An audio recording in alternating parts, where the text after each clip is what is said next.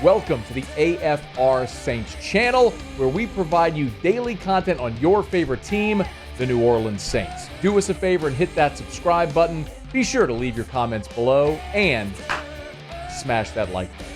Who dat? New Orleans Saints, their first full padded practice of training camp on Monday. Ross Jackson, LouisianaSports.net, Locked On Saints. He was there. He's here now. Ross, how are you, man?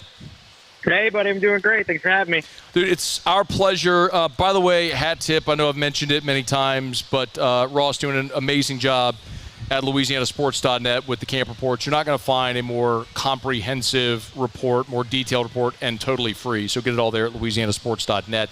Let me begin with what I believe is the obligatory question for every camp practice. How do the quarterbacks look? Yeah, okay, good. I thought you were going to ask me if it was hot outside. I was going to say, let's talk about something else. I don't want to think about that. No, but the quarterbacks, for the most part, look, I'm going to be honest, like, today was pretty uninspiring, really, from all three of those guys. And that's going to be the case when you go into your first set of padded practices and things like that. There's a little bit of a recalibration you have to go through. Some of these guys haven't worn pads since January or February. And so getting back to that sort of situation is something you've got to adjust to. But they found their little moments to kind of make plays and things like that, which has been consistent over the course of the first 5 days of camp. But looking at them in totality, I think you see good things and you see places where they struggle. I think so far Spencer Rattler's been the most consistent and maybe best quarterback of the trio. He's the only one that hasn't taken third-team reps either, though, so I don't know how much that plays into things. But right now, I would put him pretty comfortably right now at number one amongst the beginning, but obviously we're just 5 days of camp in, and so things will continue to go. And especially as they sort of get more opportunities with these padded practices to deal with the pressure that's been coming from guys like Chase Young and Carl Granderson, who have kind of been on fire, seeing which one of those three really one of the two between Spencer Rattler and Travis Dutt, really can kind of manage the pressure. I think that might be one of the earliest deciding factors for that week one battle. You, I noticed in your report that a big part of the focus today was the run game install. And Ross, I do think this is interesting because when you and I were having these conversations a year ago, really the biggest part of the offense was Clint Kubiak. For the first time in 15 years, there was a new offensive coordinator, and you went into such detail about like the wide zone, right? The different style of run. What do we know, or do we know yet anything about the approach to the running game with Kellen Moore? Yeah, I think when you talk about Kellen Moore's run game, we have to look at two specific things. The run game as brought to you by the running backs, and then the running game that's brought to you by all of the other players that can contribute. So starting with the running backs, I think the thing that's most consistent with any Kellen Moore offense is his ability to be able to play to the strengths of who is in that backfield. So while Alvin Kamara will still get his opportunities out in space and in that wide zone offense, which is what the Saints ran 69.8% of the time last year, league most outside of the tackles rushing last year, we'll probably still see a good bit of between the tackles rushing with guys like Kendre Miller, Devin Neal, Cam Akers, whoever that other complimentary between the tackles rusher ends up being. And so I think that you'll see that. You're also going to see a pretty good blend of both zone, which is basically, zone running is more about kind of blockers trying to set up multiple gaps for the running backs to be able to read those gaps, read where the gaps are being shot by the defense, and then choose the gap that's not those. They usually try to open up three different gaps in zone run plays. And then you also still see some of the man or gap scheme runs where everything's really about trying to just power through, open up a hole for that running back and allow that running back to be able to attack that lane. So I think you'll see both of those sides. The other piece to this is all of the other players that will contribute to the run game. You're going to see jet sweeps. You're going to see end arounds. You're going to see RPOs from the quarterback. You're going to see designed runs by the quarterback. We saw design runs for Spencer Rattler in his first team reps the first day of practice.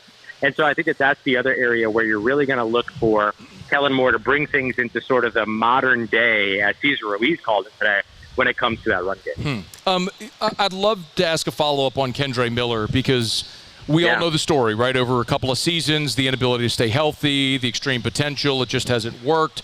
I know you wrote about Kendre Miller. You all had a chance to speak to him a day ago. If you would, share with us your 10,000-foot observations of Miller early 5 days in now through camp. Yeah, I'll start with what we saw from him at the podium because I think the qualities that he expressed at the podium are still the qualities that we're seeing on the field. And getting to speak to him after practice the other day, like, look, I'm still very much in my infancy, right? Like, I've only been covering this team in person from about, 2020. And so Kendre coming in 2023, he's like one of those players. I haven't seen many careers begin and end in my coverage, but he's one of those guys that like I will see the beginning and end of his career at some point. So I think that like when you start to see some of those guys, you kind of start to see a bit of their story start to, formulate. And his story is one that's really kind of challenging. He didn't have a lot of injury issues in college, and all of a sudden he showed up in New Orleans, and he's kind of lived on injured reserve, as he said. And so now he's kind of in a place where he's feeling a little bit more free.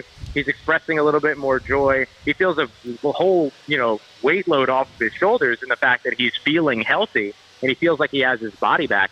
This is a guy that 2 years into his career last year needed that Giants game to remind him that he could still play football. I mean, that's kind of tragic when you really think about it, right? Like for a guy that was, by the way, came into the league at 20 years old. And so you kind of see a little bit of the gratitude from him. And I think you see all that kind of play out on the field as well. He's working hard. He's dedicated. He's trying to run through tackles. He had a really nice run today in these padded practices, which kind of puts him back in his element.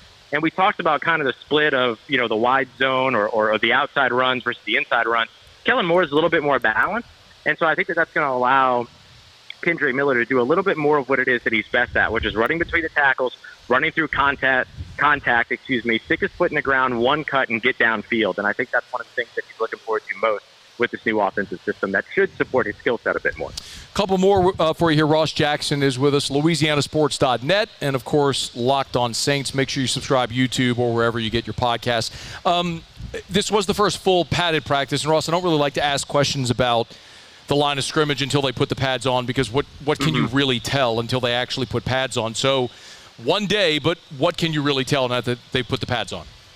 Yeah, look, either the Saints edge rushers, Chase Young and Carl Granderson, are really good, or the Saints tackles, Kelvin Banks Jr. and Taliesin Fuanga, are not doing a great job early on in practice. And that's always sort of the back and forth you got to take when it comes to, training camp. Is the offense good or is the defense bad? Is the defense good or is the offense bad? That balance.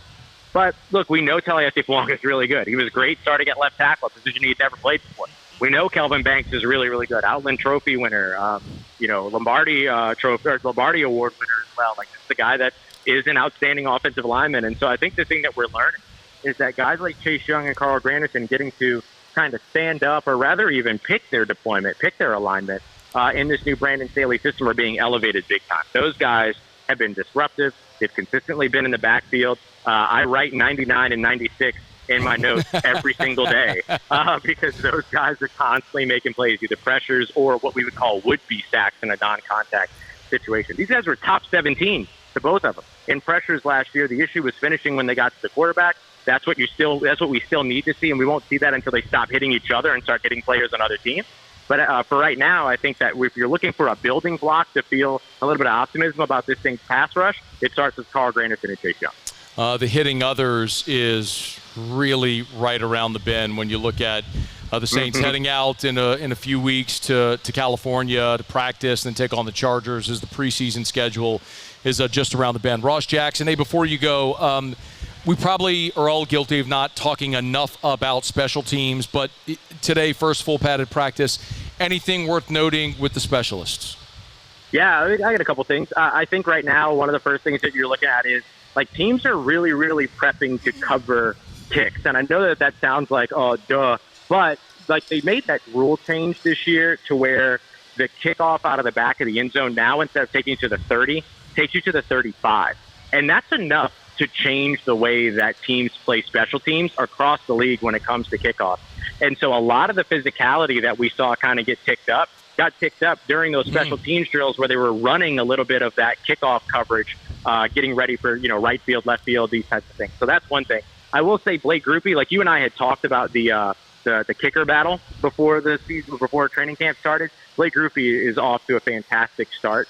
He's 14 of 15 so far through camp, with his one miss being from about 49 yards during a random rain downpour that happened during day 3 of camp. And he hit a 51-yarder today that would have been good from 60 pretty easily. And he's hitting everything right down the middle. So Blake Grupe looks really, really good during this camp. He's kind of running uncontested right now with Charlie Smith struggling a bit, 5 of 10 so far, and a lot of his misses between 40 and 50, and that's been consistent for him. So accuracy is still a thing for Charlie Smith to get figured out. But right now, Blake Grupe is looking really, really solidly placed to continue to be the starting kicker for the team, and probably a more successful season than we've seen for him over the course of the past couple of years. Ross Jackson on Twitter at Ross Jackson Nola, at Ross Jackson Nola. Subscribe to the Locked On Saints podcast. Make sure you read Ross's reports every day over at LouisianaSports.net. In all seriousness, I don't think you're going to find a more comprehensive report. I know I've edited them; they're 6 pages long, and free, by the way, and free at LouisianaSports.net. No paywalls. Go read them every day. Get your Saints coverage there at LouisianaSports.net. Ross, we appreciate it, man. Thank you. Thank you, man. Appreciate you. Take care. Stay safe. Talk to you soon. Hey, thanks so much for watching. Please leave your comments. I love to interact, and be sure to hit the red subscribe button below.